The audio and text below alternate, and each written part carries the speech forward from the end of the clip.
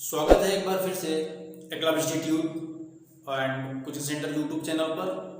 और हम लोगों की क्लास चल रही थी प्रीपोजिशन की, और प्रीपोजिशन में हमने काफ़ी सारे रूल्स हमने फिनिश कर लिए हैं। और इसी के आगे हमने कुछ और भी हमने बातें की हैं जो आपके सामने हमने लिखा हुआ है।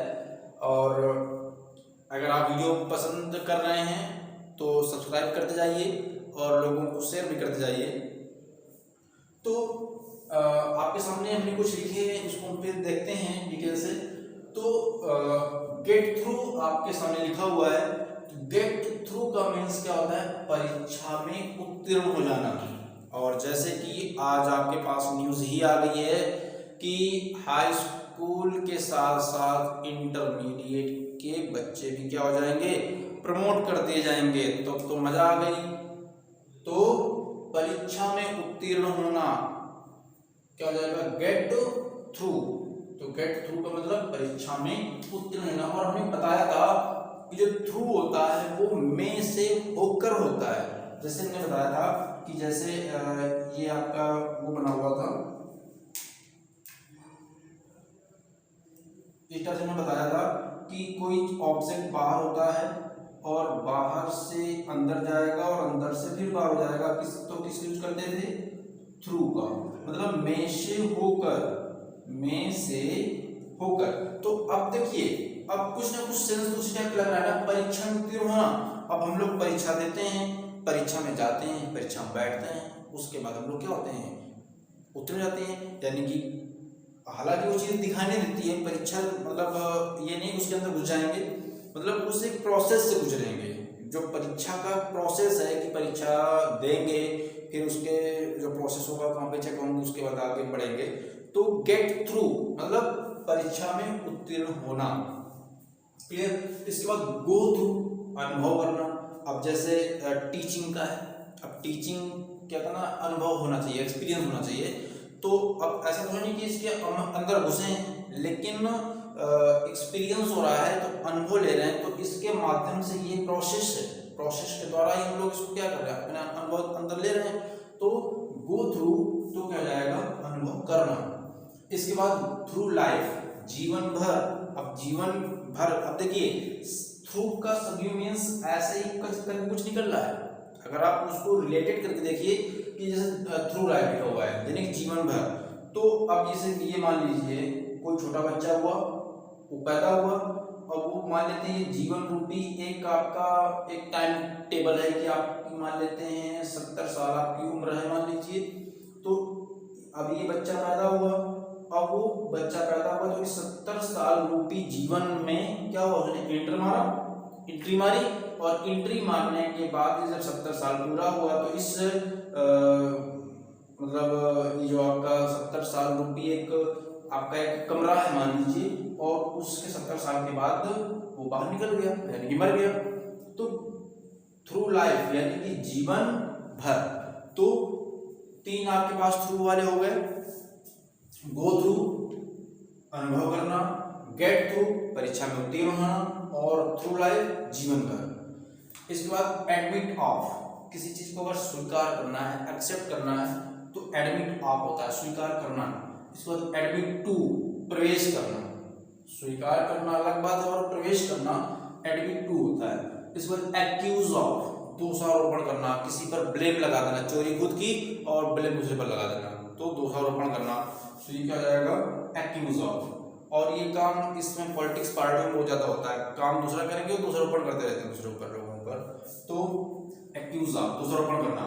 इसके बाद एग्री टू, सहमत होना। किसी अगर प्रपोजल से अगर कोई व्यक्ति सहमत हो रहा है, प्रपोजल, तो क्या हो जाएगा? एग्री टू, प्रपोजल से। अगर किसी व्यक्ति से मतलब सहमत हो रहा है, जैसे कहते हैं मैं आप सहमत हूं, मैं आपकी बात से सहमत हूं, मैं आपसे सहमत हूं, तो क्या बोलेंगे? I agree with you.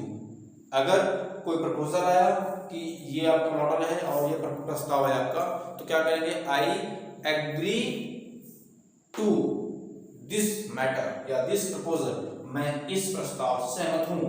तो एग्री टू और एग्री विद। अगर कोई मैटर है, किसी मामले पर अगर कोई व्यक्ति सहमत होता है तो एग्री ऑन होता है।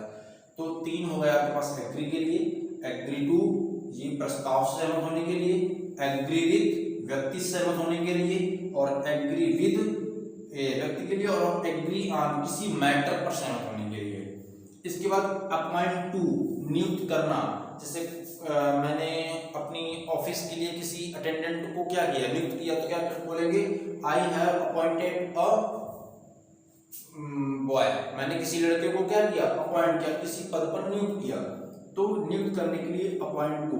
इसको अटेंड टू ध्यान देना, किसी चीज पर ध्यान देने के लिए क्या करेंगे, अटेंड टू, अटेंशन टू बोलते ना, प्लीज अटेंशन टू मी या please attention to black board white board, तो अटेंशन टू ध्यान देने के लिए। एडिक्ट टू आदी होना, किसी चीज का कोई आदी हो जाए, जैसे बोलेंगे राजू धूम्रपान करने का आदी है, तो Raju is addicted to smoking, उसको स्मोकिंग करने का आदी है। क्लियर। इसका एंग्जियस टू चिंतित होना, किसी चीज के बारे में, किसी वस्तु के या किसी बात को लेकर कोई व्यक्ति चिंतित है अगर, तो क्या बोलेंगे एंग्जियस टू चिंतित होना। इसके बाद एंग्जियस अबाउट उत्सुक होना, अगर किसी चीज को लेकर हम उत्सुक हैं तो एंग्जियस अबाउट हो जाएगा। इसके बाद एंग्री विद, अगर व्यक्ति के साथ अगर कोई व्यक्ति क्या है मतलब गुस्सा है, कहते नहीं जाओ हमें तुमसे बात नहीं करना, तुमसे गुस्सा है, तो क्या बोलेंगे I am agree with you, and I am angry with you, मैं तुमसे क्या हूँ, गुस्सा हूँ। लेकिन अगर और बाकी चीजें हैं तो उन सभी के लिए एग्री एट आएगा। जैसे मैं इस ब्लैक मतलब मैं मार्कर से गुस्सा हूँ, बेकार टाइप का है, तो क्या होगा I am angry at this marker, I am angry this white board, I am angry this room, I am angry to this table. तो इस टाइप से अगर किसी दूसरी चीज के लिए है तो आपको एंग्री एट, और अगर किसी व्यक्ति से अगर गुस्सा है तो पर्सन के लिए विद लगाते हैं। इसके बाद ऑफ्रेड ऑफ भयभीत होना, यानी कि किसी अगर किसी चीज डरे हुए हो आप तो ऑफ यूज करते हैं। और हमने बताया भी था कि ऑफ और ऑफ मतलब स्रोत, और एक ऑफ मतलब झटके के साथ अलग लेना, और आप हमने बताया स्रोत, जैसे beware of the pickpocket, beware of the dogs, तो स्रोत थे। ऐसे डरेंगे हम लोग, किसी चीज से डरेंगे, जैसे मैं सांप डरता हूँ, तो अगर सांप आ गया तो एक स्रोत हुआ ना कि मैं डर किस रहा हूँ, रिलेटेड किस चीज से, सांप से रिलेटेड है, स्रोत क्या है, सांप है वो, तो आई एम ऑफ्रेड ऑफ, तो भयभीत होना। इसके बाद एम्बिशन फॉर महत्वाकांक्षा के लिए, महत्वाकांक्षा एम्बिशन फॉर। इसके बाद आंसर टू उत्तर देना, किसी चीज के लिए अगर हम बोलते हैं कि उत्तर दीजिए तो आंसर टू माय क्वेश्चंस, मेरे प्रश्नों का आप उत्तर दीजिए। तो इस टाइप से हमने कुछ वर्ड लिखे थे। इसके बाद हमने मेन जो था वो टाइम के लिए बता दिया था। अब ये हमने लिखा हुआ है मेन प्लेस के लिए। अब प्लेस के लिए क्या करते हैं, इन जो होता है वो क्लोज्ड एरिया के लिए आता है, यानी कि ऐसा कुछ एरिया हो, जैसे इधर देखते हैं हम लोग,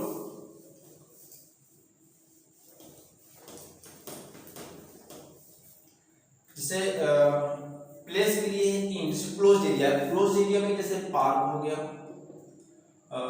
फील्ड हो गया, और गार्डन हो गया,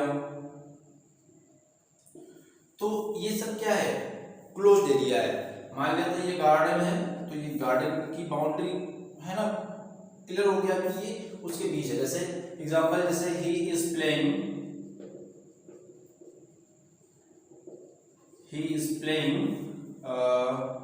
in the park,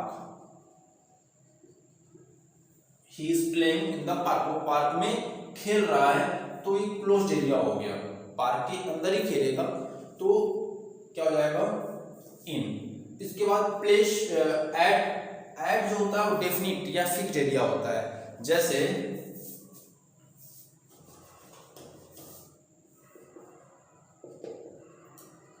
the train has arrived at the station, जो रेलगाड़ी है वो स्टेशन पर आ गई है, तो प्लेस हुआ। और हमने एट हमने बताया भी था, जो पिछले वीडियो में बात की थी, at use at the station, at the bus stop, at the match, at the home, at the school, at the university। इस टाइप से हमने काफी के लिए बताया था, उसमें एट स्टेशन भी था। और दूसरी प्लेस के लिए भी अगर आपका आ रहा है तो स्टेशन एट द स्टेशन हो जाएगा, क्योंकि ये जो स्टेशन है फिक्स हो गया। अब ऐसा तो नहीं कि पूरे शहर में स्टेशन स्टेशन बने पड़े हों, एक डेफिनेट एरिया होगा, फिक्स एरिया होगा कि वहां पर आपका स्टेशन है। तो रेलगाड़ी स्टेशन पर आ चुकी है तो एट द स्टेशन। इसके बाद ऑन करते हैं ओपन एरिया के लिए, जैसे he is wandering on the road. वो क्या कर रहा है, रोड पर टहल रहा है, रोड पर घूम रहा है। तो अब रोड क्या होगा, रोड तो खुली होती है, तो ओपन एरिया के लिए और प्लेस भी है, रोड क्या है, प्लेस है। तो रोड पर वो क्या कर रहा है, घूम रहा है, टहल रहा है, तो क्या हो जाएगा, ऑन हो जाएगा। तो आई होप आपको क्लियर हुआ होगा। में जो होता है वो प्लेस के लिए होता है, और इन अगर है तो क्लोज्ड एरिया के लिए। अगर कोई चीज मतलब स्थान है उसके अंदर हो रही है तो वो क्लोज हो जाएगा, तो उसमें हम यूज करेंगे इसका इनका। इसके बाद अगर कोई निश्चित एरिया है, कोई फिक्स्ड एरिया है, तो वहां पर एट यूज करेंगे। और अगर कोई ओपन एरिया है और वहां पर काम हो रहा है तो आपको ऑन यूज करना है। आई होप आपको वीडियो पसंद आया होगा, और अगर वीडियो पसंद आया तो सब्सक्राइब जरूर करिए और लोगों को शेयर करिएगा, जिससे आपको भी इसका फ़ायदा मिले और दूसरे को भी फ़ायदा मिले। तो बने रहिए आप एकलव्य इंस्टीट्यूट और इस डिजिटल प्लेटफॉर्म के साथ, और आप लोगों को सहयोग रहा तो आप और हम अच्छे वीडियो बनाते रहेंगे। और अगर कोई अच्छा लगे तो आप कमेंट करके यस बताइएगा, और अगर कोई सुझाव हैं तो भी बताइएगा, हम आपके कमेंट का इंतज़ार करेंगे। ओके, तो बने रहिए Eklavya institute and coaching centre के साथ। जय हिंद, जय भारत।